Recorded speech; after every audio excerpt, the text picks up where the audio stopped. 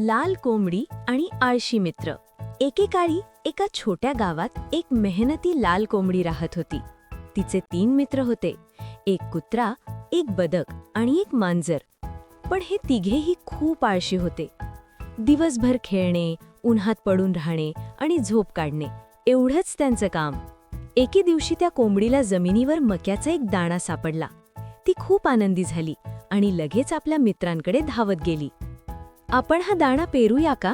मला मदत कराल का? तिने विचारले.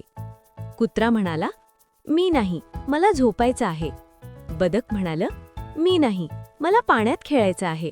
मांजर म्हणालं, मी नाही, मला उन्हात लोळायचं आहे. कोंबडीने एकटीनेच तो दाणा पेरला. ती रोज त्याला पाणी घालायची, काळजी घ्यायची. दिवस गेले आणि थोड्याच काळात त्या दाण्याचं सुंदर पीक तयार झालं. मक्याची कणसं पिकून तयार झाली.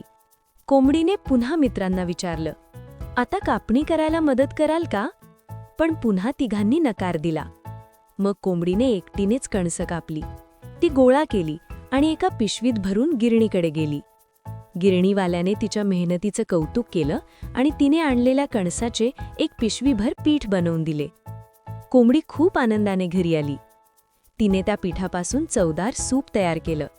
सूपचा सुगंध सगळीकडे दरवळला. हे पाहून तिचे आळशी मित्र लगेच टेबलाजवळ येऊन बसले. आम्हालाही सूप दे ना, ते म्हणाले. कोंबडी शांतपणे म्हणाली, जेव्हा मी पेरत होते, पाणी घालत होते, कापणी करत होते, तेव्हा तुम्ही मदत केली नाही. मग आता मी का देऊ? असं म्हणत ती सूप खाऊ लागली. मित्र तिच्याकडे बघत राहिले. त्यांच्या पोटात भूक लागून गुरगुर होत होती. त्यांना खूप लाज वाटली. त्यांना आपली चूक समजली. ते म्हणाले, आम्ही आता कधीही आळशी राहणार नाही. पुढच्या वेळी नक्की मदत करू. कोंबडीने हसत त्यांना माफ केलं आणि मग सगळ्यांनी मिळून सूप खाल्ले.